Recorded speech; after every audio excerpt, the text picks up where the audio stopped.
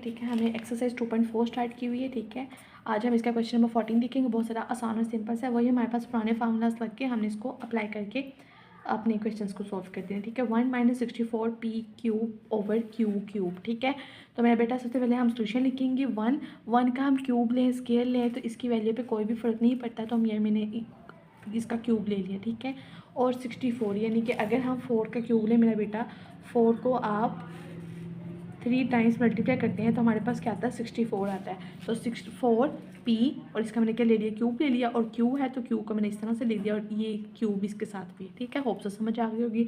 अब मेरा बेटा आप इसको ए ज्यूम कर लें, इसको बी ज्यूम कर लें। A cube minus B cube किसके इक्वल है, A minus B, A square plus A B plus B square. अब यहाँ पे ए की वैल्यू क्या 1 लिख दी, माइनस का साइन लगाया, बी की वैल्यू क्या 4p ओवर क्यू यहाँ पे लिख दिया। ठीक है, अब ए की वैल्यू हमारे पास के 1 का स्केयर प्लस का साइन लगाएगा, ए की वैल्यू क्या 1, बी की वैल्यू क्या 4p ओवर क्यू प्लस लिखेंगे, बी की वैल्यू हमारे पास क्या 4p ओवर क्यू, और यहाँ पे स्केयर है तो स्केयर लगा देंगे। इसको मज़ीद सॉल्व करते हैं। 1 - 4p over Q, 1 square plus 4p multiply 1, 4p over Q, 4p का स्केयर आ जाएगा।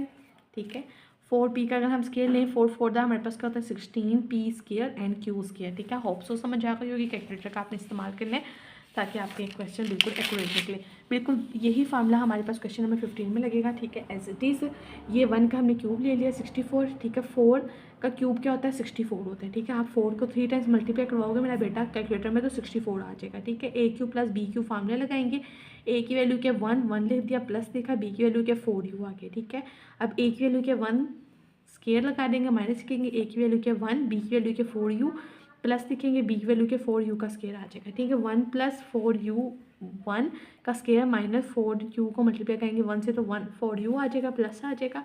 4 का स्केयर लेंगे, 4 हमारे पास 16 एंड u स्केयर आ जाएगा। ठीक है, होप सो समझ आ गई होगी। बहुत ज़्यादा आसान और सिंपल सा, सिर्फ आपने यहाँ पे फार्मूला अप्लाई करना है। ठीक है, स्केयर और क्यूब लेना आपको आना चाहिए। ठीक है, हमें बेटा हम 8x cube minus 6x minus 9y plus 27y cube इसको देख लेते हैं। ठीक है, क्वेश्चन नंबर 16 है, बहुत ज़्यादा आसान और सिंपल से। सबसे पहले हम क्यूब वाली वैल्यू को इकट्ठा लिख लेते हैं एंड एक्स वाई की वैल्यू को अलग लिख लेते हैं। 8x cube plus 27y cube minus 6x minus 9y। ठीक है, अरेंज करके लिख लिया।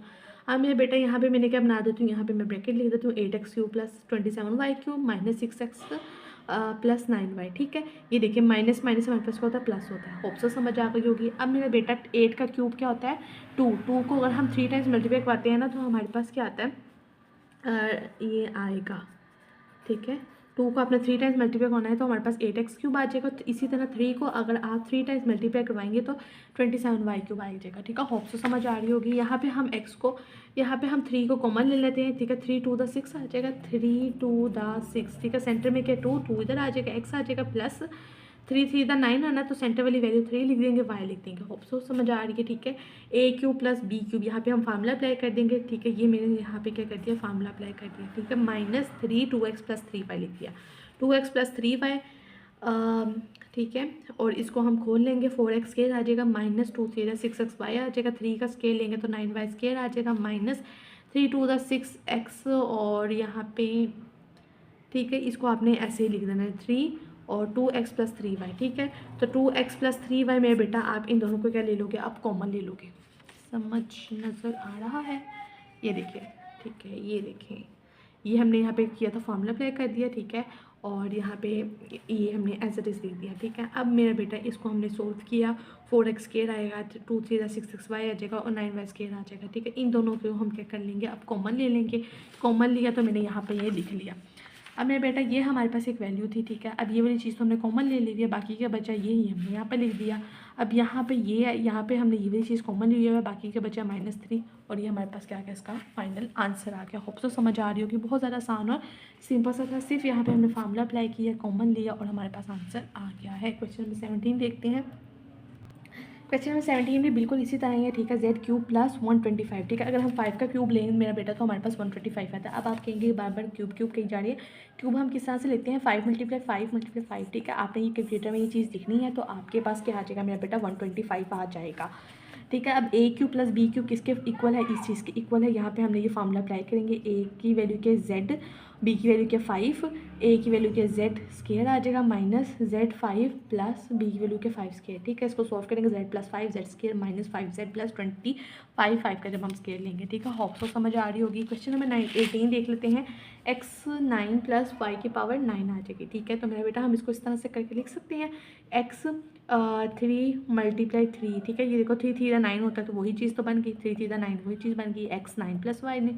अब मेरा बेटा ये आप ए जूम कर लेंगे, बी जूम कर लिए, बन गया ना a³ प्लस b³ तो यहाँ पे उन्होंने फार्मूला लगा दिया ये वाला, ये a की वैल्यू है और ये b की वैल्यू, और इस फार्मूले के मुताबिक आपने यहाँ पे इसको सोल्व कर लिया, ठीक है। इतना सोल्व कर लिया, इसको अब आपने खोल देना है। x6 आ जाएगा minus x³ y³ plus y की पावर 6 आ जाएगी, ठीक है।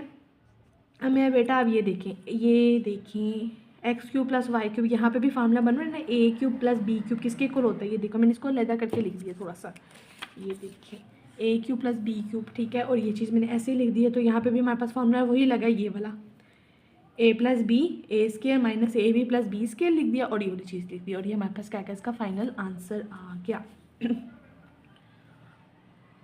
क्वेश्चन नंबर 19 देखते हैं। m की पावर 6 माइनस n की पावर 6, यहाँ पे भी हमने इस तरह से लिख दिया, 3 to the 6 ही होता है और 3 to the 6 होता है, तो n की पावर 6 माइनस n की पावर 6। अब मेरे बेटा अगर हमारे पास ये आपने फार्मूला पढ़ा हुआ ना, ए स्केयर माइनस बी स्केयर किसके इक्वल होता है, a माइनस बी के और a प्लस बी के। अब आप देखें ये यहाँ पे हमारे पास a है और ये हमारे पास क्या है b है। अब a की value a square minus B square, ठीक है। तो यहाँ पे मैंने एक दफ़ा इसको प्लस में लिख दिया और एक दफ़ा इसको माइनस में लिख दिया।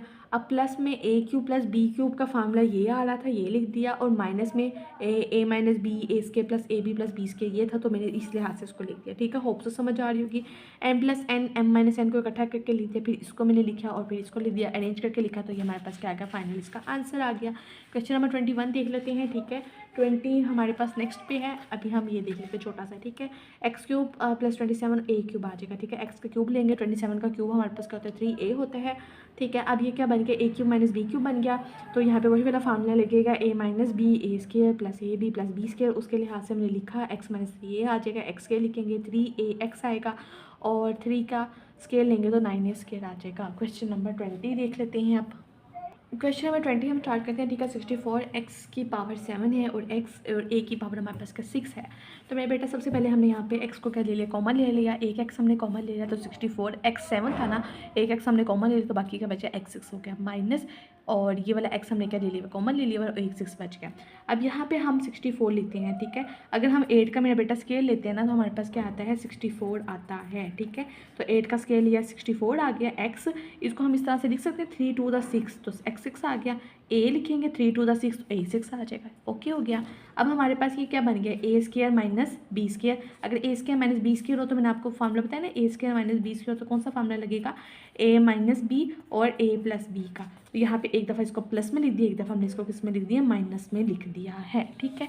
अब मेरा बेटा ये बन गया हमारे पास a³ plus b³ a³ minus b³, तो ये बात देखें, अगर हम 8 का क्यूब लें, 2 को आप 3 टाइम्स मल्टीप्लाई करवाते हैं ना, 2 को 3 टाइम्स मल्टीप्लाई करवाते हैं तो हमारे पास 8 बनता है, a³ बन गया और ये b³ a³ माइनस b³, यहाँ पे वही वाला फार्मूला लगेगा, a plus B A square minus A B plus B square, ये मैंने अप्लाई किया, और यहाँ पे भी a minus B A square plus A B plus B square, ये फार्मूले मैंने दोनों यहाँ पे अप्लाई कर दिया, ठीक है। ये हम बार बार इस एक्सरसाइज में हमने ये फार्मूला पढ़े हैं, अब आपको याद हो जाने चाहिए कि a³ प्लस b³ किसके इक्वल होता है, a³ माइनस b³ किसके इक्वल होता है, a square minus B square किसके इक्वल होता है, ठीक है। अब आप इसको याद कर लो, x लिखेंगे 2x प्लस a लिख देंगे, ठीक है। 2 का स्केयर लेंगे 4x स्केयर आ जाएगा, माइनस 2xa आ जाएगा प्लस a स्केयर आ जाएगा, 2x माइनस a आ जाएगा, ठीक है। 4x स्केयर आ जाएगा, 2xa प्लस a स्केयर आ जाएगा। x लिख देंगे, प्लस वाली वैल्यू पहले लिखेंगे, फिर माइनस वाली लिखेंगे, फिर हम ये वाली वैल्यू लिख देंगे एंड देन इसको लिख देंगे, और ये हमारे पास क्या आ जाएगा, इसका फाइनल आंसर आ जाएगा। आपने वीडियो को पॉज करके आराम से लिखना है, होप्स इंशाल्लाह ताला आपको आ जाएगा। अब हम इसका लास्ट क्वेश्चन करते हैं इस एक्सरसाइज का, फिर हमारे पास ये एक्सरसाइज क्या हो जाएगी, कंप्लीट हो जाएगी। क्वेश्चन नंबर 2 हमारे पास लास्ट है, x³ प्लस 27 a³ है, ठीक है। इसी तरह से ही है ये हमारे पास, तो x³ प्लस 27 का अगर हम क्यूब लेते हैं मेरे बेटा तो 3a³ आ जाएगा, a³ प्लस b³ किसके इक्वल होता है, ये a³ बन गया और ये b³ ये a plus B A square minus A B plus B square के इक्वल होता है, ठीक है। तो यहाँ पे हमने यही फार्मूले के मुताबिक x प्लस 3a लिख दिया, x square minus X A B plus B square लिख दिया, इसको हम थोड़ा सा एलेबोरेट यानी कि खोल के लिखेंगे, एक्स स्क्वायर करेंगे तो 3ax आ जाएगा और 3 का स्क्वायर लेंगे 9 स्क्वायर आ जाएगा और ये हमारे पास क्या आ गया, इसका फाइनल आंसर आ गया। हमारे पास एक्सरसाइज का हो गई कंप्लीट होगी। ठीक है, आपको ये एक्सरसाइज कहीं से समझ नहीं आती तो वीडियो को पोस्ट करें। ठीक है, इंशाल्लाह ताला समझ आ जाएगी। फिर भी समझ नहीं आती तो मुझे आप व्हाट्सएप में या मेरे अबाउट में जो नंबर दिया है वहाँ पर मुझे मैसेज करें। इसके अलावा कमेंट में भी आप पूछ सकते हैं, मैं आप ज़रूर आपको इसका आंसर दूँगी। साथ साथ नोट्स बनाते जाएँ ताकि आपको एग्जाम में आसानी हो। अपना ढेर सारा ख्याल रखिएगा। अल्लाह हाफिज़।